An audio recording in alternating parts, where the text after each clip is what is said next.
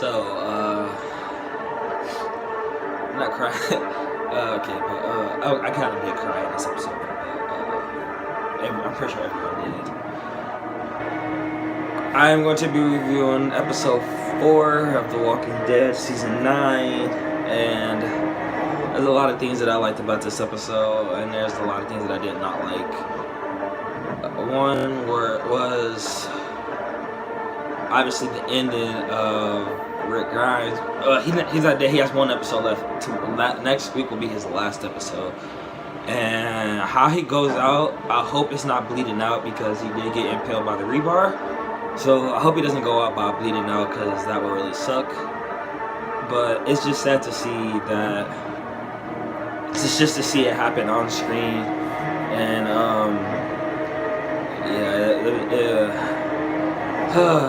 I'm still trying to cope about what just happened because that kind of caught me off guard and just like what the fuck. But what I liked about this episode a lot is Daryl and Rick's conversation that they had in the pit that they fell in.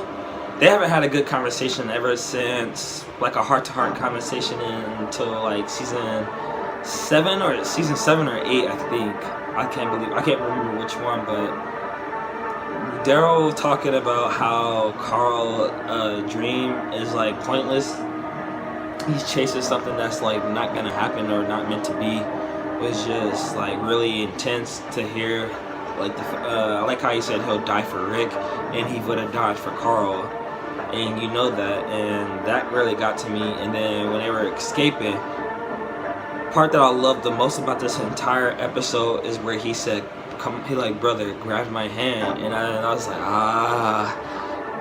like that really got to me. But this episode was really good. We got to see Negan in this episode. Negan and Michonne interact. Negan kind of flipped that Lucille isn't with them. And he started banging his head against the wall. And I'm pretty sure that's how he's going to get out. Because like at the last hit, it kind of sounded like something broke or like blood coming out. So I feel like that's how he's going to get out. And yeah, their conversation.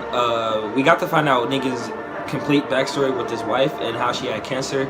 Just like in the comic books, he wasn't the best husband to his wife, and we got to like officially figure out what was up with his backstory and why he is right now, and why he named his bat Lucille.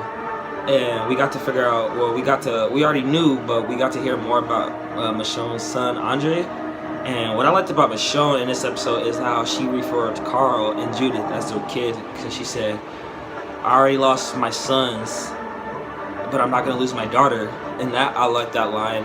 All the lines that she ever had in the ever since she came in season 3, all the lines that she said, I enjoyed. I like that line the most because she's referring to Carl and Judith as her own, because she's with Rick and she's been through a lot with them. She's been with Carl and Judith basically since season 3.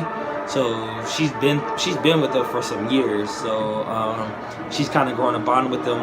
She's growing a bond with them to where she considers them as her own family member. And I really like that the most. What I didn't like the most is how we really didn't get to see Maggie. Like I said, I still don't like Maggie's character, but we didn't really get to see her in this episode a lot. What happened at the camp where the bridge is building, where the Saviors came back to try to kill the Oceanside group. Excuse me. We heard gunshots, but we don't know what's happening with them. But we're gonna see that in next week's episode. Like I said, I'm not ready for this episode. I really need to watch this with people, so I feel okay with crying, because I'm okay with crying either way by myself. But I really want to watch this last episode with my friends or just people. But that was my thought. Well, that was my what happened, a review or talks about what happened in the show. Rick Grimes' last episode, and I'm gonna do a montage from season 1 to season 9. I'm gonna try to do that pretty soon before the last episode of him to get us ready. But there you guys have it. That was my thoughts or review, how I felt about the episode. It was really good. It was kind of boring. Not much stuff happened until the end of the episode, of course, where Rick got impaled. Looks like the next episode is gonna be to where he's hallucinating and seeing things that are not there. But I thought he was going to get taken out by a whisper, but I guess not. So we'll have to see till next week. There you guys have it. Bye!